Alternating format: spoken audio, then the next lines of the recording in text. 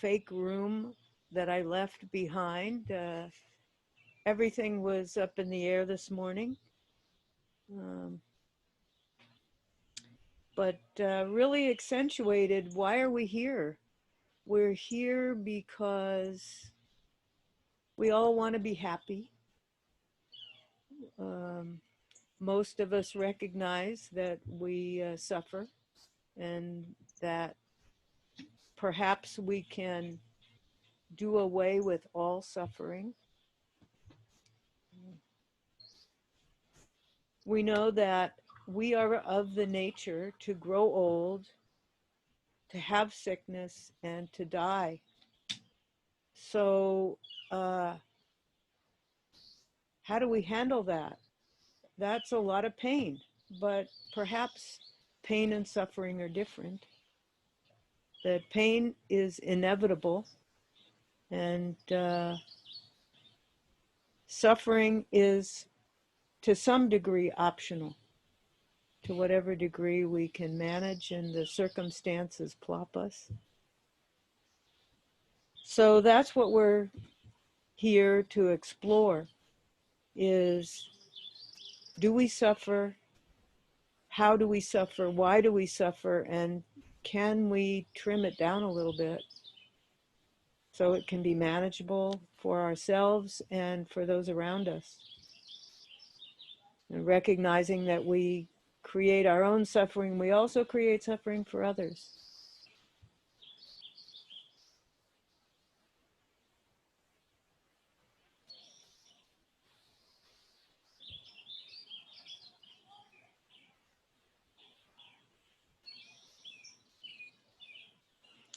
The Buddha was pretty brilliant.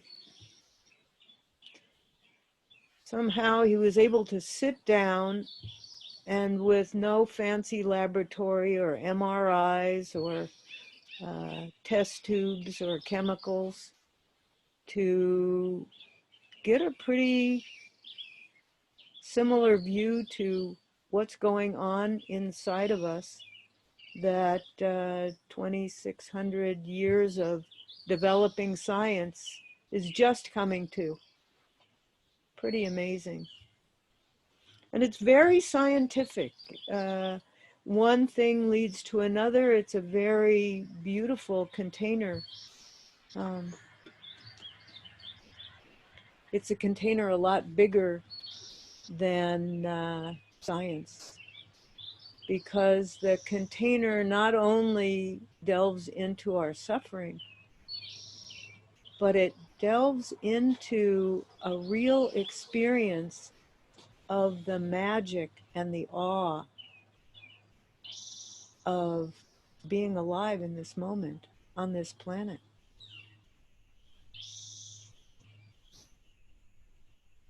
And so we have a path that has two major components of living in what they call the historical dimension, which has a lot to do with our personal self-improvement project and how human beings come together in a way that is not always joy-producing. How to manage that, how to understand it deeply from our own experience, not taking some kind of dogma from somebody else. And how to learn to manage this nature that we have that's human and includes our animal nature, and how to touch the reality of interbeing, where we're one with the web of life, and that web of life is so incredible and so amazing. And some of us are inclined to touch that web of life more easily than others. To trip out on the bird sounds and watch the insects crawl under the duff. be able to sense the oneness. And those folks may also get caught in that. And even though they're in that beautiful, awesome space, create suffering for themselves and others. And sometimes that's called a spiritual bypass. What's it bypassing? It's bypassing the historical dimension of suffering. So then there's some people who can hang out in that suffering and delve into it and chip away at it, but spend so much time doing that that they miss the awe around them. So we all have our challenge of balancing those things. And hopefully in this retreat, we'll have a taste of both.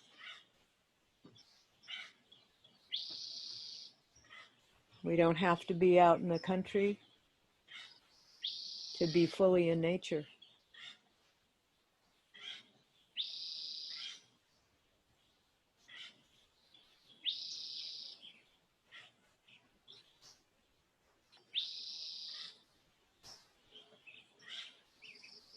Buddhism is great for having the 2 thises and the 3 that's and the 4 things in the list and the 9 whatevers as an oral tradition. And there needed to be ways to remember as this is passed down from one person who did their best to remember to another. Probably in the time of oral tradition, their brains were better at remembering certain kinds of things. But we depend on keen translations from that time that didn't get written down for hundreds of years. It's a long telephone line, that game of telephone. So to some degree, we depend on those people who are translating to also have personal experience with this practice, with overcoming suffering, to very carefully interpret what the Buddha was teaching.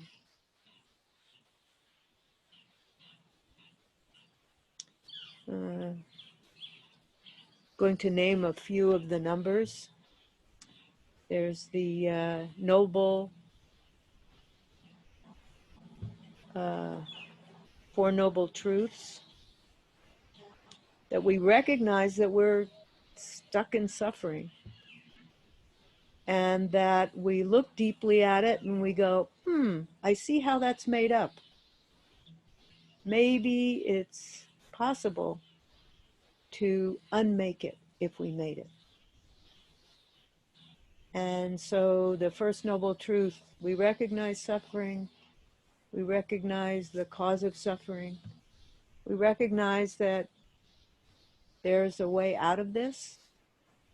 And then there's the 4th noble truth, which is the Eightfold Path. So then we go around in this circle. How do we live our lives in such a way that we can really deconstruct the suffering and replace it with deeply satisfying happiness?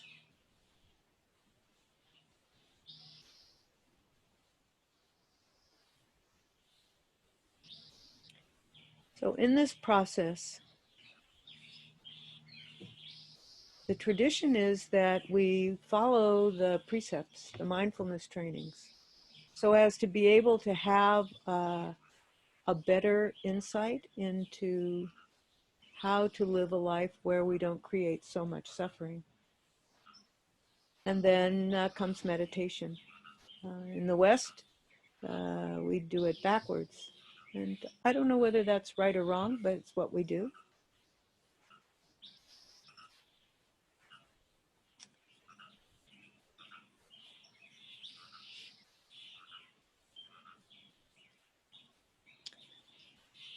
So what do we do when we sit down on the cushion? There's lots and lots of benefits to meditation.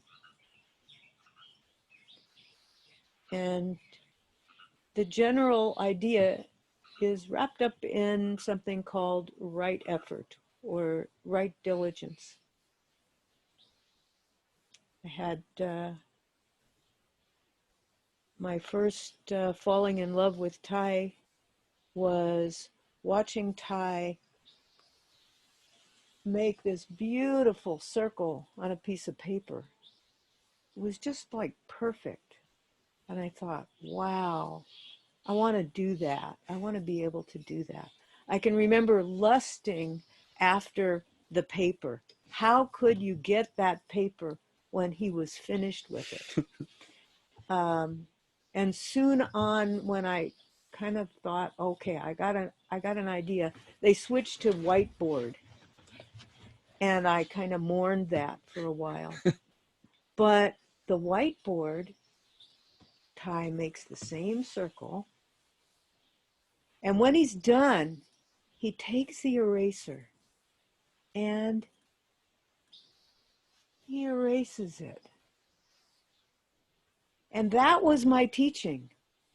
It was like, okay, he can do the circle. I can lust after wanting that circle. But the way he erased the circle gave me an experience of spaciousness. And my whole body relaxed. And then I said, I want to be able to be that erasing.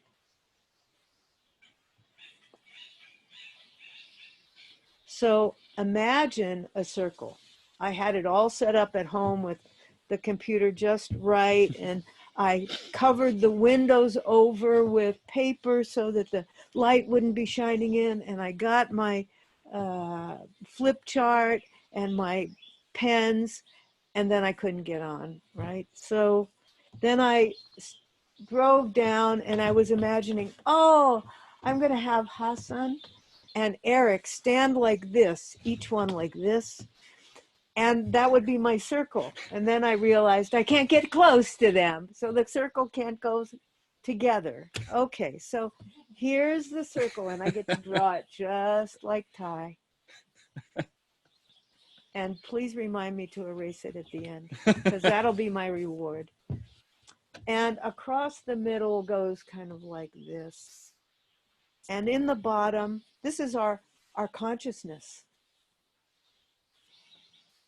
the whole deal. And in the bottom, they're all the seeds of mental formations that there can be. And some are cool and some are not so cool and some are kind of neutral. We call these the wholesome seeds, the unwholesome seeds, and the indeterminate seeds. And there's a whole book about the seeds. What do they call it now? What's the new name? Understanding our mind. And in there are safety, nurturing, generosity, loving kindness, jealousy, greed, etc. And this is called our store consciousness. We have our own personal store consciousness. Perhaps it's like the potential for neural pathways. We also have a collective consciousness in there, the collective seeds, the things that are passed down to us that we didn't create of our own experience. And whenever those seeds get touched, they manifest above that line in our mind consciousness. We can be aware of it. Something touches loving kindness, and up comes loving kindness. Stays for a while, goes back down. Touch jealousy, up comes jealousy. Stays for a while, goes back down. The degree to which the speed and the strength of a seed that manifests in our mind consciousness is the degree to which it gets watered and nourished. So, right effort or right diligence is learning to manage the way these seeds manifest. If we see one of these wholesome seeds manifest, if we are present for it, we attend to it, and that nourishes it. And when it passes, it goes back down a little bit stronger. And when anger, jealousy, greed get touched, it manifests. And if we feed it, if we stay in that state and nourish it, it gets stronger and it goes back down stronger. And the next time it comes up, it has a little bit more punch to it, a little faster. So right effort begins with noticing what are the wholesome seeds and what are the not wholesome seeds. We can tell wholesome seeds, unwholesome seeds. That's some suffering. And whatever degree it is, it is. So first step, recognize it. Call it by its name. Nice. Second step is to know how you are feeding both of these things. Know what makes it come up. Can you make it come up on purpose? Can you make it come up on purpose, or when it's already up, can you savor it? The savoring, the putting our attention, putting our mindfulness on what is wholesome. You can feel it growing inside of you. Let's try that for just a moment. Think of something that gives you a sense of well-being. It could be a person, it could be our path, it could be an animal or a sound.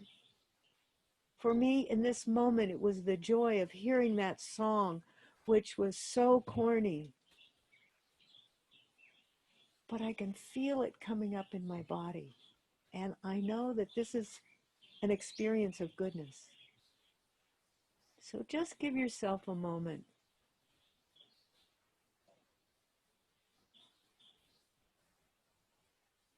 to allow the body to experience something that you know brings you well-being.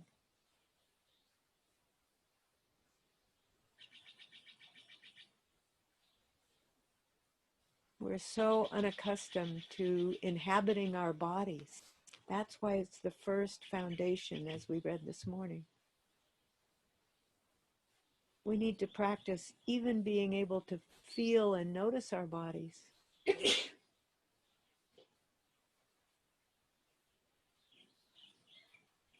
Maybe you don't notice anything, but if you practice, if you spend time every day scanning through this body, we do get more sensitized to what's going on in there. So that first part of a mindfulness practice is becoming acquainted, more acquainted with our bodies and nourishing our bodies with wholesomeness, savoring the wholesome, being on the watch for the wholesome, inviting up the wholesome on purpose.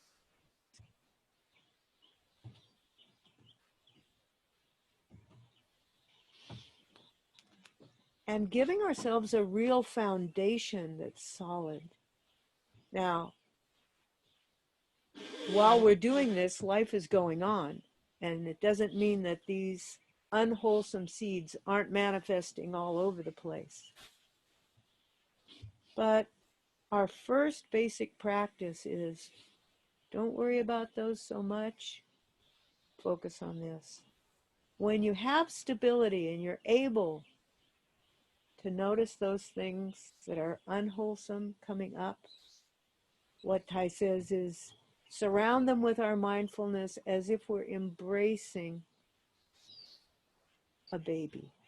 Well, what does that mean? First of all, we have to be in touch with our bodies because that's where the subtle signals come in. The subtle signals of like that. They can be subtle or they can be not so subtle. So recognizing when something is unwholesome, and it's not super cut and dry. We may have to sit and notice it while we're not doing anything else. Replay something, which probably happens when you sit down on the cushion anyway, is that things get replayed. So to begin with, to just name it, replaying. I'm replaying this. Okay, take a breath. I'm replaying it. If we have balance, we can become curious about what makes this thing, what is the nature of that thing? What is it made of? What are the thoughts, the perceptions, the feelings, whether it's pleasant or unpleasant in our body? We can know this intimately so we can see how it got there. And by doing that, we zap it of a little bit of energy. And when it goes down a little bit weaker. Still there. We don't lose anything. We feed it, look, comes up stronger. We don't feed it, it goes back less strong. At some point, we might even say, I'm going to invite this up on purpose, but I'm ready.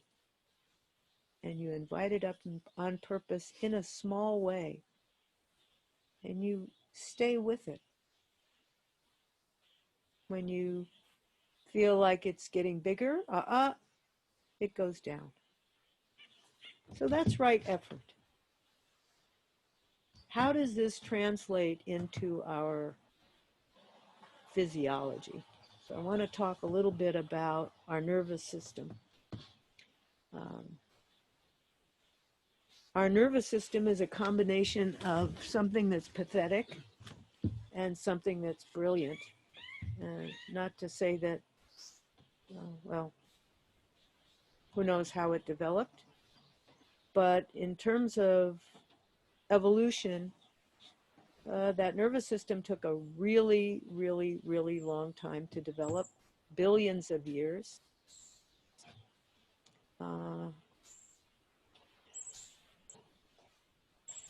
We have pretty much exactly the same nervous system we had 10,000 years ago as hunter-gatherers. This nervous system is adapted to what you can see and to stay alive long enough to have babies and to protect those babies long enough for them to have babies. And that's what it's good at. It's good at responding really fast to danger and really fast to things that'll help it survive. So we can fight. We get energized to fight from this nervous system. We get energized to run away. And we get energized to eat everything in sight and procreate like crazy. So fast forward to 2020, fighting and running away and procreating like crazy and eating everything in sight doesn't work as well. And the nervous system has basically three parts. And I know this is quite dumbed down. I don't, reductionistic, but for our purposes, I think it's helpful. If this is my body and my head here, you can see this is my brain with all these little ripples. And this part here is my prefrontal cortex. That's the part that when you think of something, you go, oh, yeah, that's it. This is the thinking brain right here. And this is the part that is good for language, good for relationship, good for getting the big picture on something, understanding, problem solving, creativity, all that good stuff. And that's the part that supposedly we go to school to increase. And as we stimulate this part increases both in strength and in speed. So just like those seeds manifesting. Deep inside the brain is our limbic system, or our emotional brain, and this is the part that is like a gatekeeper. It's watching everything that's in the environment, and it puts a spin on it. Safe, danger, safe, danger, and it stores it in the memory, in this place called the hippocampus. And whenever this emotional brain, which is always scanning, detects something that it thinks is dangerous, sends a signal down here to the third part of the nervous system called the autonomic or automatic nervous system. And this is the part that either readies us to fight, flight, or freeze, or to relax. This is the part that's responding to this gatekeeper. So the gatekeeper is looking around all the time, and it's going so fast, it doesn't have time to be cautious and curious. Like right now, we have a cord along the floor. My hippocampus and my is touching that long skinny thing and going and right now, because I'm relaxed and I know it's a cord, I look down and I go, oh, it's a cord. But if I were going faster and if the cord was a little bit bigger, the part of me that lives in a place with rattlesnakes would begin to get excited. This thing would misperceive, which it does a lot. And we know the Buddha and Thai reminds us that most of our experience is misperception. So I will misperceive that as dangerous. I'll send a signal down here. This will get all activated. And what happens when this gets activated, this goes offline to some extent. Enough of an extent that it doesn't serve us anymore. So our job as practitioners is to know, when is this thing activated, and to calm it down enough so that this part comes back online so it can perceive things as they really are. And that's what we're doing on the cushion. Can somebody tell me how we're doing for time?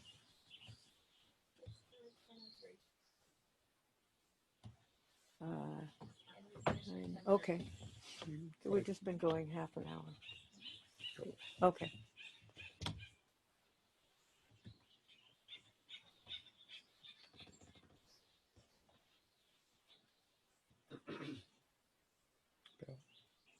Yeah, let's do a bell. Maybe my mind will come back online.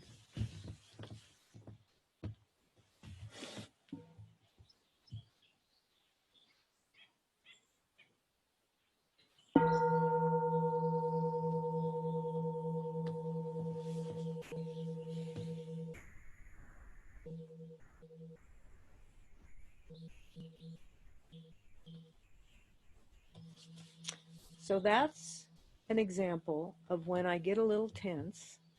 Oh, I forgot where I was. Danger, you're going to die. And so it sends a signal down here.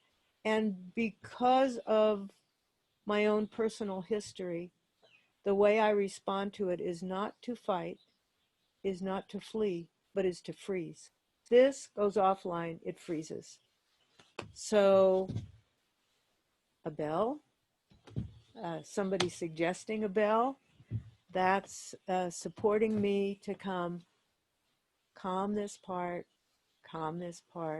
bring this part back online. Okay, I'm back online.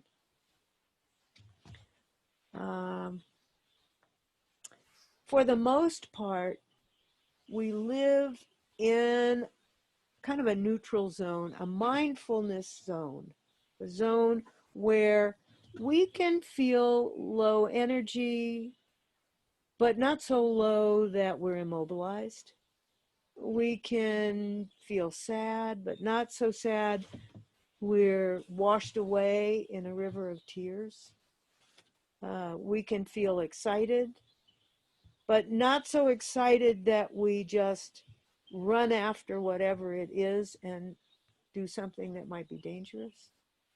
We can be annoyed, but not so furious that our bodies are filled with adrenaline for fighting or running away.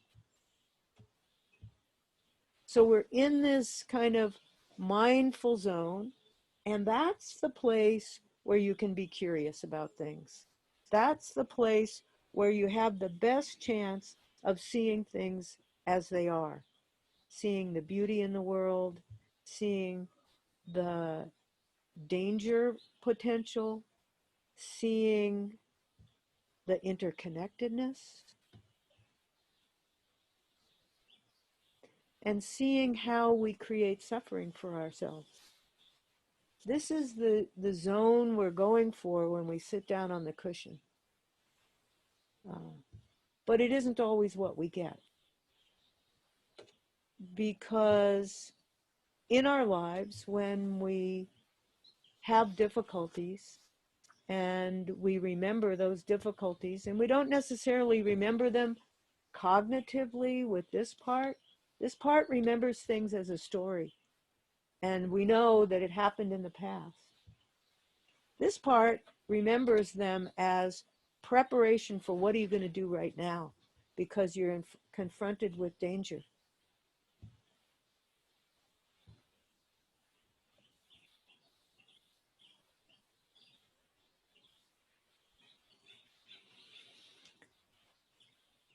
So when we're in this mindful zone, we see things as they are. When we're bumped out, we need to know we're bumped out and have ways to bring ourselves back in so that, again, we can see things as they are. Sometimes we just get bumped out a little bit. And there's enough of this going on to say, we got bumped out. And let's do the things we know to bring ourselves back in. The first establishment is focus on the body and focus on the breath.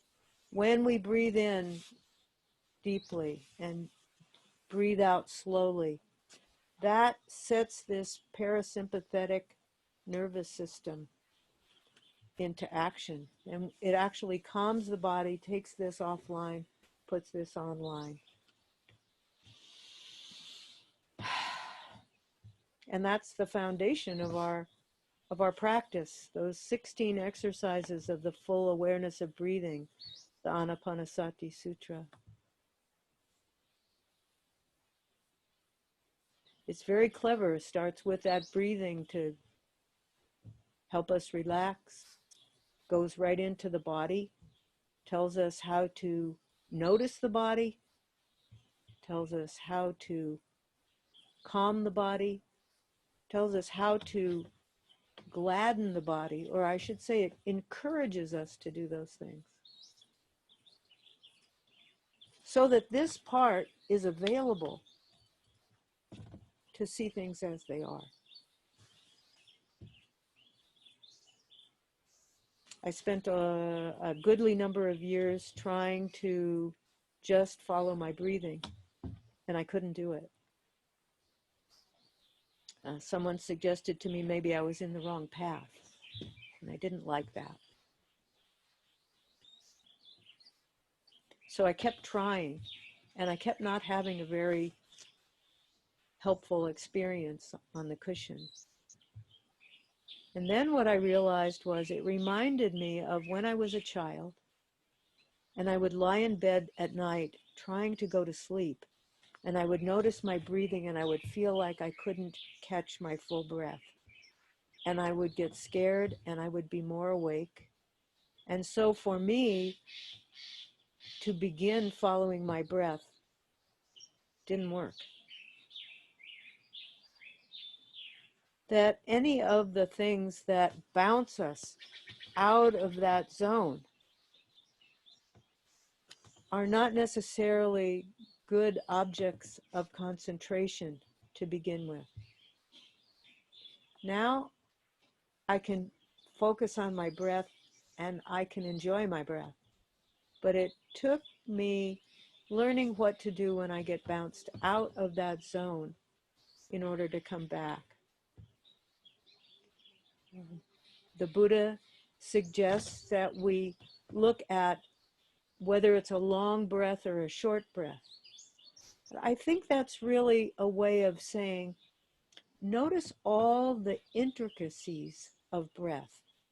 He's inviting us to be meticulously curious. And the more meticulously curious we can be, and know that things are not a solid thing, but they're made up of parts, helps us to come back into this cognitive part of our nervous system.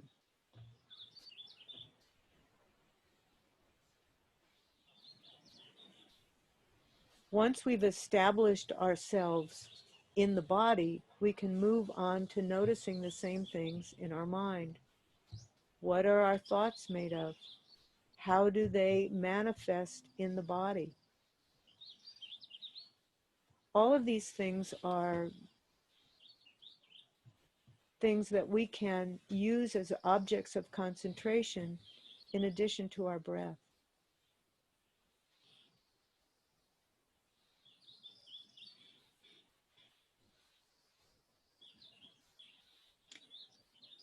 So when those unwholesome seeds surface and you're not able to go back to your breathing, if that's the object of your concentration, if that's your anchor, or if it's feeling grounded in your body and you're not able to come back to whatever the anchor is, then what do we do to get back into this mindful zone? Some people sit on the cushion, white knuckling it, very activated. And they think that's practice. But staying in that activated area is really nourishing that hyper-vigilant part of ourselves that misperceives. So there's no reason that we need to be torturing ourselves by white knuckling it on the cushion. We want to go back to things that bring up those wholesome seeds, whether that's a pleasant feeling in the body, a sense of groundedness in the body, what we might call a resource, things that we bring up in our mind that create a wholesome sense of well-being. We do that long enough to come back into this zone. And then we continue in this zone being curious. We can go back to our breathing, we can go back to our grounding, or we can change our focus to be looking at what was that unwholesome seed? What was it made of? And if we look at it and we go, no, come back. We go back to whatever helped us get back in that zone. And then we stay curious, we stay concentrated, but only in this area. If the process of sitting makes us lethargic, we need to do something to bring us up. Perhaps a breathing practice, something that will create a little more energy in the body so that we can stay in this zone. What happens if we are sitting on the cushion and we've been sitting up here and we're stuck up here, or we're stuck down here? Then perhaps we need to do something a little more forceful to bring ourselves back in. So the next level of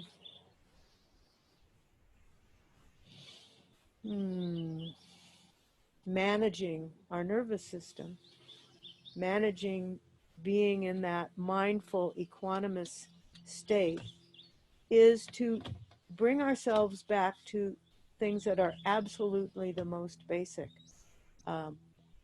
Focus on sounds around us. Keep our eyes open so we're seeing things as they are, and not as what we have in our mind's eye. Take a drink of water. In some situations where we're really stuck and we realize that we're just nourishing this unwholesome state, we may get up and go walk or run or do some yoga.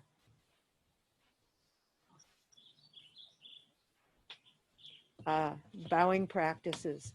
Lots of physical things that bring us back into our bodies. We may need to change the subject entirely. Go right. Go yell. Yell. No, just yell. To notice where the body's energy is stuck, and to use that part of the body. If the mind is going really fast, maybe you need to do some things that occupy the mind for a while. Oh, that's not meditation, that's cheating. Well, it's cheating yourself to sit on the cushion when you're way stuck, because that's harming your experience of meditation. It's giving you a misperception of what meditation is. Our teacher says that meditation, our practice, should be enjoyable. Well, what's so enjoyable about sitting and looking at what unwholesome seeds are made of? Well, it actually can be very enjoyable. It's fascinating and it's liberating, but only if we're looking at it from that place of curiosity.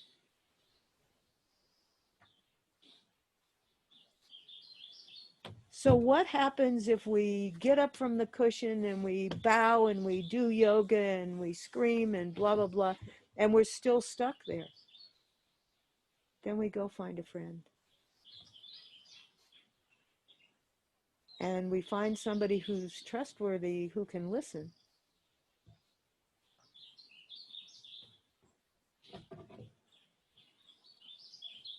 And what if that's not enough? Then maybe we need someone whose profession it is to hold our hand while we talk. And there's nothing wrong with that. Our practice isn't a panacea. It's a window into understanding, and it's a window into how things are in the world. But so many of us have experienced things that our nervous system was never meant to encounter. And we're stuck in a hypervigilant space, or we're stuck in a burnt out space from being hypervigilant. We may have suffered abuse as a child, neglect. We may have suffered historical trauma where we inherited epigenetics that made our nervous systems even more fragile than they already are. Poverty, racism, all the isms. And now we're all suffering, not equally, but we're all getting a taste of it right in our faces. And there probably isn't enough mental health care to give everybody who needs it a hand. So not only do we practice for ourselves, but we practice finding what is helpful for us when we're in need by asking for help and learning what help really is made of. And then being able to be helpful ourselves with other people and inviting them to retreats, inviting them to social distance walks, inviting them to Zoom and listen to what's going on for them. This practice starts with how do we calm ourselves? But that's the start.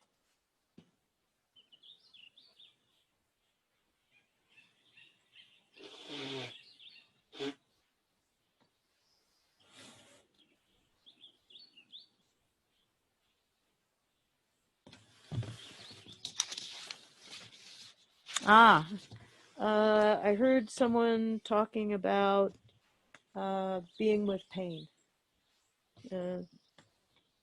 How do we work with chronic pain?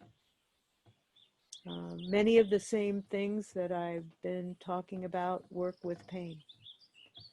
One is to increase your experience of not just being aware of the pain, but being aware of all the positive things that are around us, inside the body and out. It's very difficult when you've got an ache or a pain to not focus right into that. That is part of our hardwiring. It's part of what helps us survive, of whether or not we're gravely injured.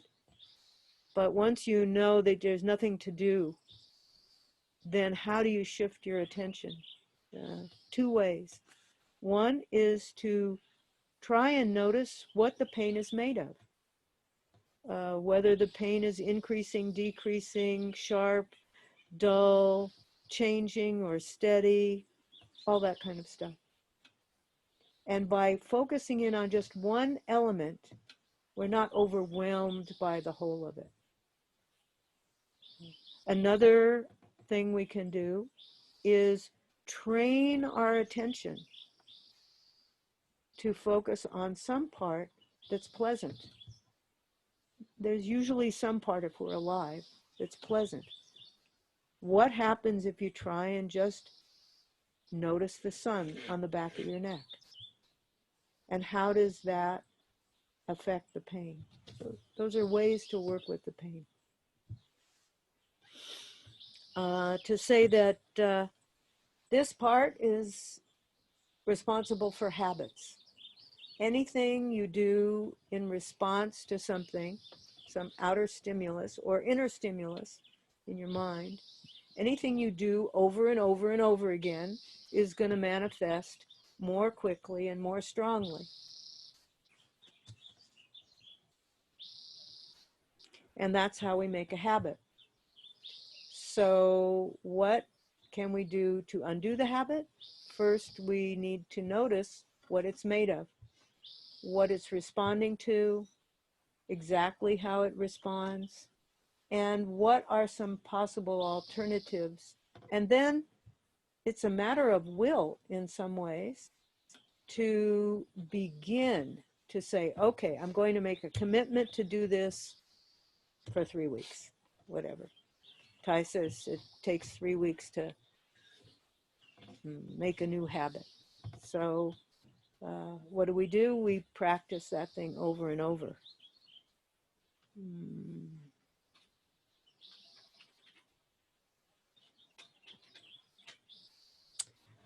But the bottom line for our practice is you need to experience it yourself, to believe it, to develop faith in it, not to take anybody's word for it.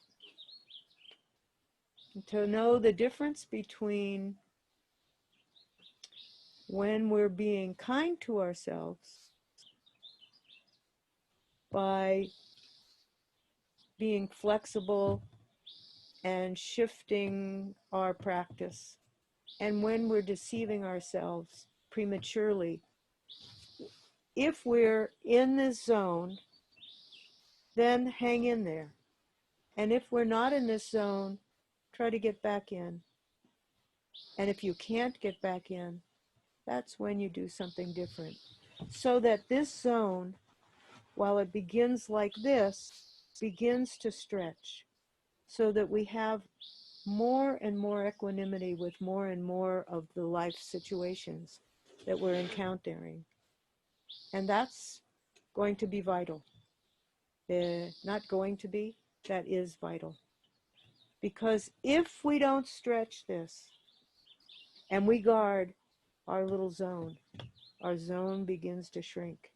And every little thing that bothers us is going to bother us more. And we can't afford to let that zone shrink, or we won't see things as they really are. Thank you.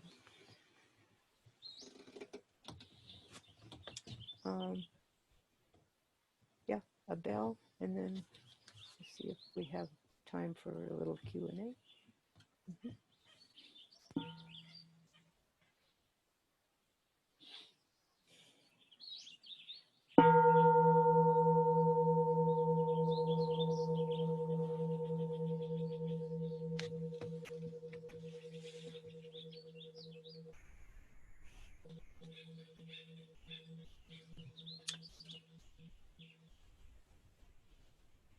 What do we think here? Is it about 10:30?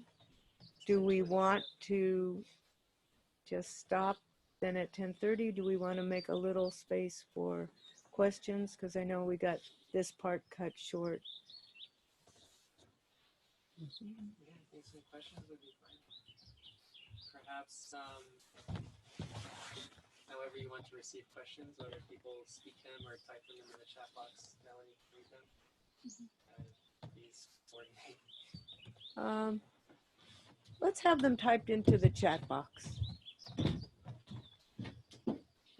And meanwhile, let's stand up and move around. Let's take a 2-minute break while you take time to put your questions into the chat box.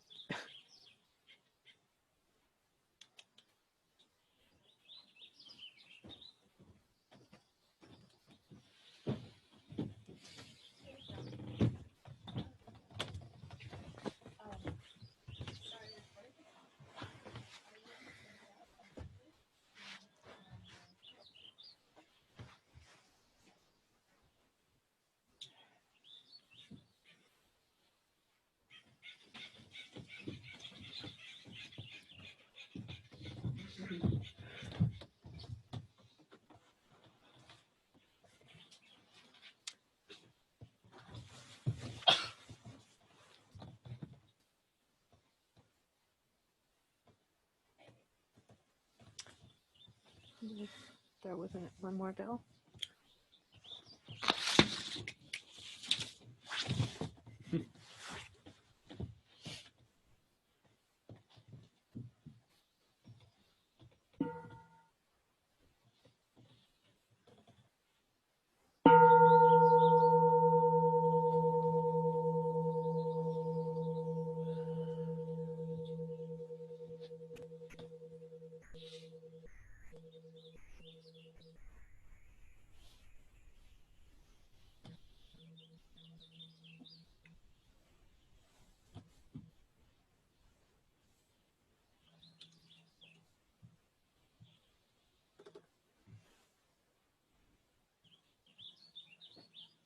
I want to say one more thing about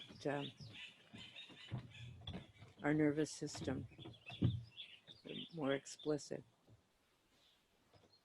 That the memories that are held with a spin on them that there's extreme danger come up unexpectedly from stimuli that are somehow obscurely, if or directly, related to whatever caused that issue in the first place. But it comes up as if it's happening in this moment. And that can be extremely confusing and scary. And when we sit on the cushion, those kinds of things can come up just from stray memories in our mind, a tiny body sensation that's reminiscent. And to know that this is how the nervous system is made, you're not crazy and you're not broken, that this nervous system is quite understandable and workable, and that this is one major part of learning how to heal our nervous system, how to rebalance it, is our practice. Melanie, can you kind of skim the questions and see if there's... Yeah, I think the first is a reminder from Linda and Dylan to erase yourself. Oh! Thank you. Oh, all right. So we'll get our eraser.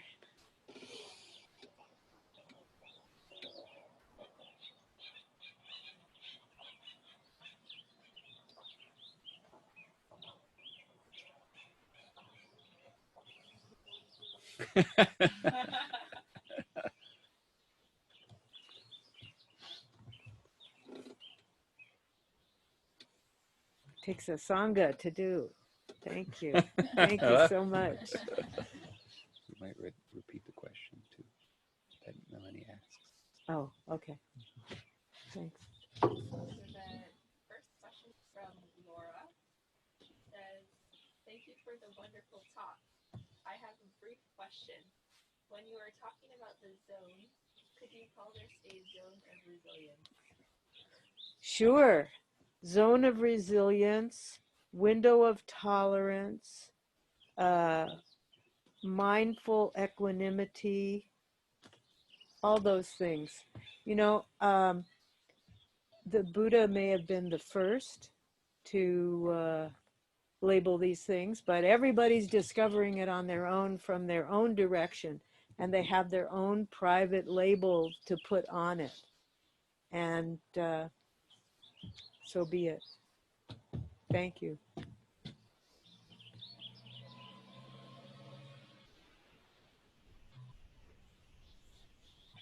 So the next question is from Eric.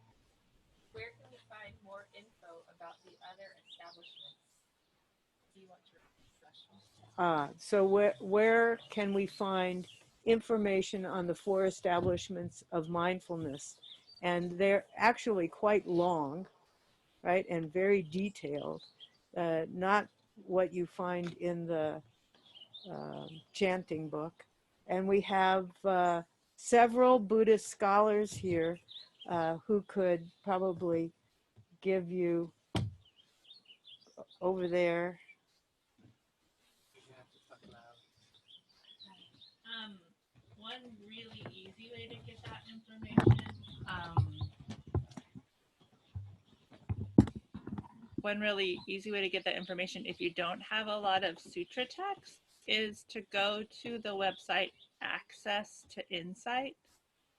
It's a lot of Theravadan scholars who have compiled sutra texts along certain themes. So you can go to that website and type in the 4 establishments for mindfulness, and it'll bring you up lots of different sutras where it's referenced and their commentary on it as well. So that's just like a quick, you can have it all there at your fingertips. I have one more recommendation. I really recommend Ty's book, Transformation and Healing, which is his commentary on the 4 establishments of mindfulness. And you can find that book within a larger book called Awakening of the Heart, which is Ty's commentaries on a bunch of the sutras that are foundational to this tradition.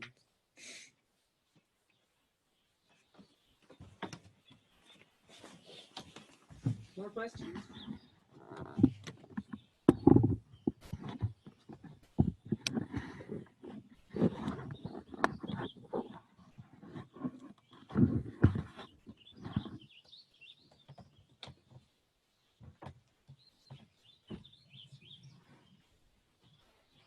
The next question is from Lena. It says, what do you mean by working meditation at home? Can you repeat it first? So what do we mean by working meditation at home? Let's see. Eric, would you like to talk about working meditation? Sure. Good.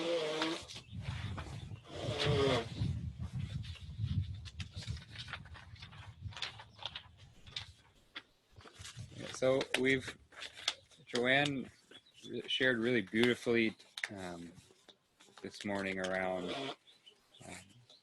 especially how to practice when we're on the cushion, around choosing an object of mind, and when we move outside the resilient zone, strategies for bringing it back. But maybe on this retreat more than most, we're faced with the reality that much of our lives is not spent on the cushion.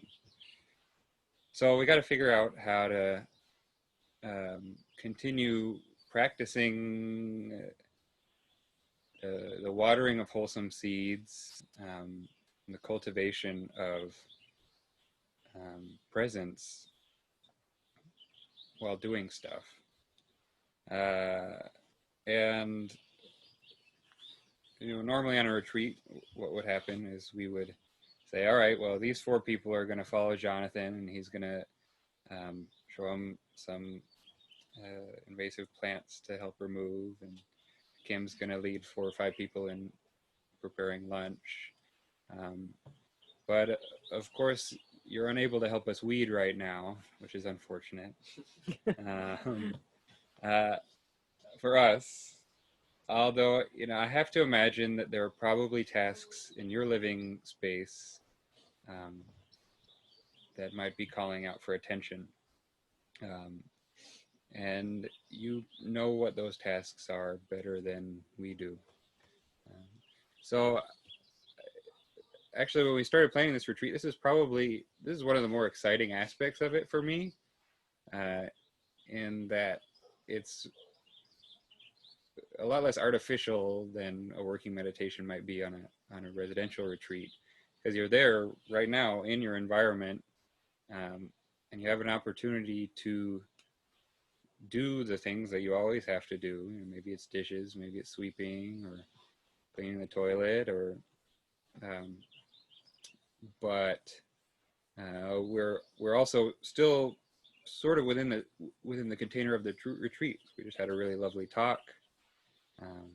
You'll have working meditation. If you follow the schedule, there's very clear delineation of begin at this time and try to end by, I believe, 12 o'clock to prepare lunch. And so this is, in some ways, working meditation with the training wheels half off. So what I invite you to do is to, for the period designated for working meditation, which is, I think, essentially from the end of this talk until 12 o'clock, think about a task in your home that needs to be done. And, maybe for this first time, choose a task that lends itself towards concentration. So perhaps a task that requires some physical motion. It can be a little bit easier to ground into the physical motion of a task rather than purely mental, like responding to emails or something like that. And you experiment with making the just the action of, let's say, for example, cleaning your toilet, the object of your meditation. So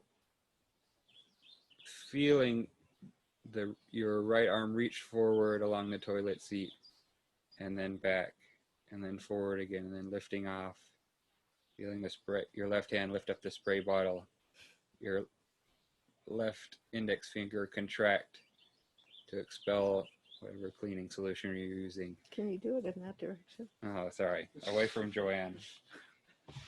The miming doesn't actually work. I have to clean. Yeah, anyways. And so there's all this really amazing complexity in these really basic tasks that we usually take for granted or space out or think about whatever, and they can be quite grounding. And another lovely part of this is that we've got an end point. So I know for myself, when I get a steam going, I'll either tend to keep going until I burn myself out or get distracted and wander away and do something else. So this is also an opportunity to bring some intention into starting a task with mindfulness and then ending a task with mindfulness. Can we continue until we've decided to stop, and then put it down and move away into rest or to another aspect of our life. And then we have our time to reflect on that later in Dharma sharing. Could be a way to look back on, well, how did that go for us? And then tomorrow, a chance to practice again. Gata. And a gata. Yeah. Do we have a gata? No, for the working meditation, they should make one up. Oh, yeah. And well, you want to share about that? No, you. Okay. We sent out the sheets that people made. So another thing that you can use during working meditation is a gata. Jonathan, do you have a working meditation gata that you'd like to share? Well, Joanne has a lovely one for sweeping I have one for cleaning the toilet. Oh, yeah? Yeah. So my gata for cleaning the toilet is, I really hope you like this. Cleaning this toilet, my mind is pure as porcelain. Wherever I sit, there is my throne of awakening. So we might have friends joining us who aren't familiar with gata practice. And so a gata is a short verse like that we can compose, remember, and recite with our body and mind to bring ourselves totally into what we're doing. So when I approach the toilet, I'll breathe in, and as I'm taking that first in breath, I'm remembering the first line, cleaning this toilet. And I'll breathe out, and the second line comes, my mind is pure as porcelain. Breathing in, wherever I sit, breathing out, there is my throne of awakening. So it's it brings my body and mind. The words don't matter as much, but I like to have fun with words. So the idea is the practice is to bring our body and mind in unison in that moment, so that whatever we are doing from there, we can do with our whole selves, truly alive and within our resilient zone to enjoy what we're doing. So there was an email sent with a bunch of gathas that you can practice with. I think there's one for sweeping, for washing the dishes, and you might have fun making your own too.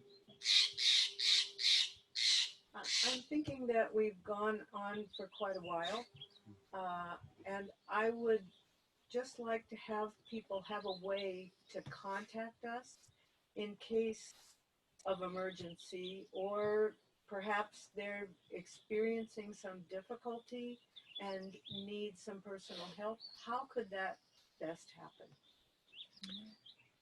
If you think that you can communicate what you need to in an email, I'll be in the office until we meet again at 2 o'clock for deep relaxation. So you could email sugarplumsong@gmail.com. And if you need to work something out with a person in real time, then you can call the office that phone number has been shared in our newsletter. I'll ask Melanie to type it into the chat right now. It's 707 462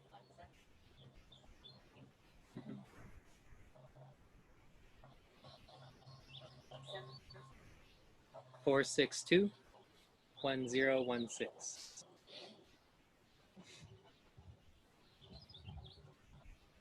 So that concludes our morning portion, all but the bowing out and sharing the merit. And just to thank this entire group, you at home and all of you here, for creating a joint experience. Very clearly was a group effort. Each piece was very beautiful. Thank you.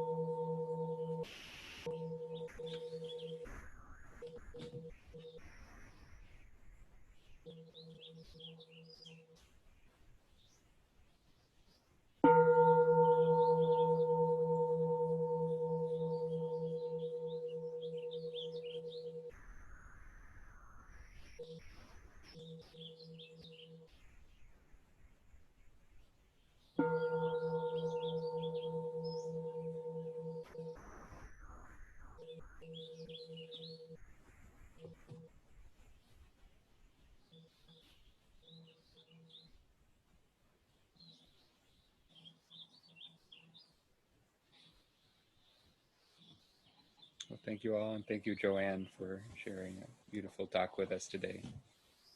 So with the next bell, we can stand.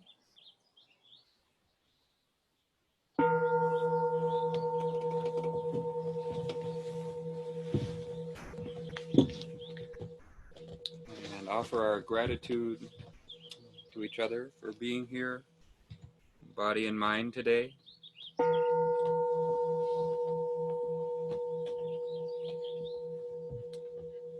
And then offering the merit of this practice to all beings. May they awaken from suffering.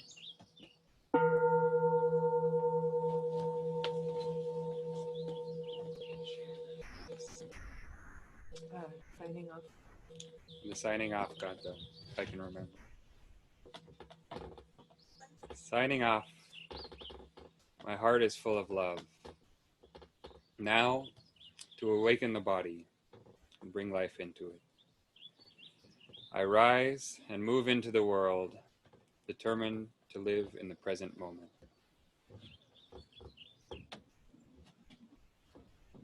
Wahoo! Maybe we can, before we actually sign off, just give some brief instructions for how people might sign on again later. Sure.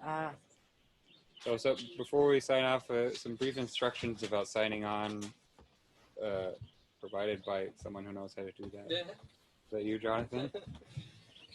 So, dear everyone, apologies for the complications this morning. What I've realized is that all of our Zoom settings got set back to default, and I'm thinking it happened when Zoom told me to update. So that's my working meditation for this morning, is working in the office and reprogramming the links with all the right settings. You should be able to click join next to deep relaxation at 2 o'clock and be here in the Zendo with us. And if that doesn't work for any reason, I'll send you an email ahead of time with the correct instructions On the website. and the website. So.